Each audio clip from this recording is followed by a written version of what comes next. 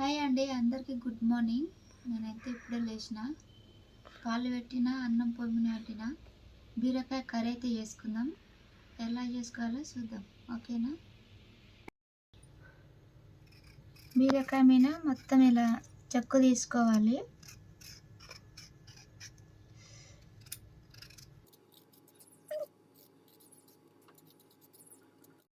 అంకుతో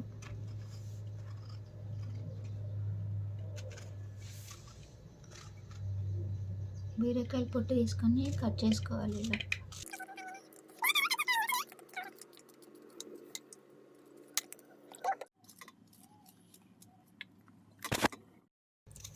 బీరకాయలు అయిపోయింది, కట్ చేసుకోం. ఉల్లిపాయలు కట్ చేస్తున్నా, ఓకేనా? 2 ఉల్లిపాయలు, పచ్చిమిరపకాయలు కట్ చేసుకుందాం. మిరపకాయలు కట్ చేసుకోవాలి, ఓకేనా?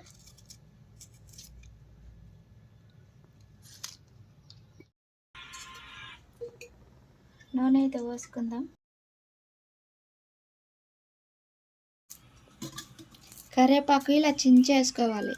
చించేసుకుంటే చిన్న చిన్న ఉంటుంది కదా, తింటాం. పెద్ద పెద్ద వేస్తే తీసి పక్కకి పెడతారు. కరివేపాకు తింటే మంచిది.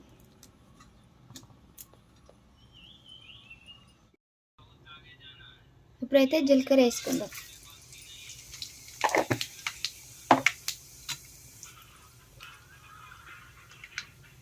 దాని తర్వాత కరివేపాకు,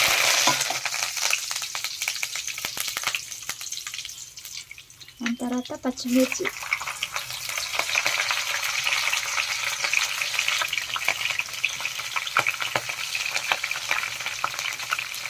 తర్వాత ఉల్లిపాయలు,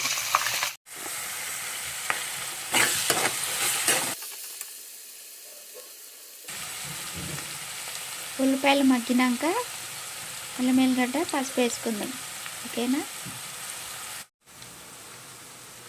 1 స్పూన్ అల్లం ఎల్లిగడ్డ,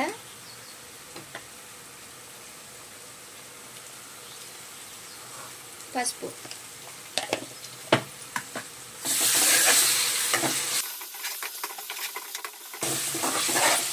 అల్లం ఎల్లిగడ్డ పచ్చి వాసన పోయినంత వరకు కలుపుకుందాం, ఓకేనా? ఉల్లిపాయలు అయితే మగ్గినాయి, బీరకాయ ముక్కలు వేసుకుందాం.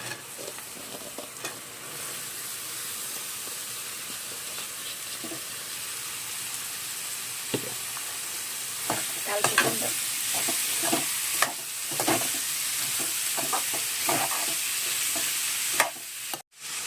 సిమ్లో పెట్టి 5 నిమిషాలు ఇట్లా మగ్గనిద్దాం, ఓకేనా?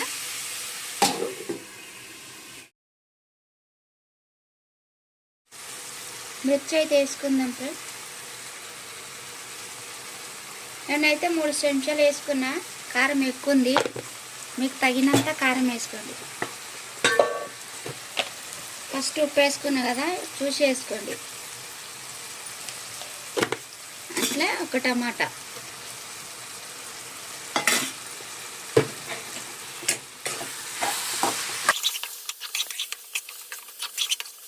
నూనెలోనే ఉడికియాలి, వాటర్ పోయొద్దు. నేనైతే వాటర్ పోయాను. మూసుకుందాం. కొంచెం కొత్తిమీర, పుదీనా వేసుకుందాం.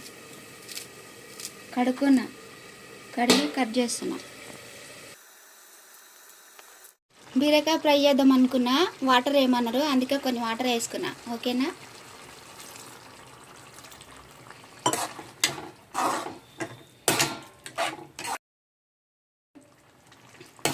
మా అబ్బాయి ఉండి, మమ్మీ ఫ్రై వద్దు చారు చేయంటే వాటర్ వేసిన, ఓకేనా? కొంచెం గరం మసాలా వేసుకోవాలి, కొంచెం ధనియాల పౌడర్, కొంచెం కొత్తిమీర, కొంచెం పుదీనా. 5 నిమిషాలు పెట్టి దింపేయడమే. అయితే రెడీ అయిపోయింది, బీరకాయ కర్రీ రెడీ.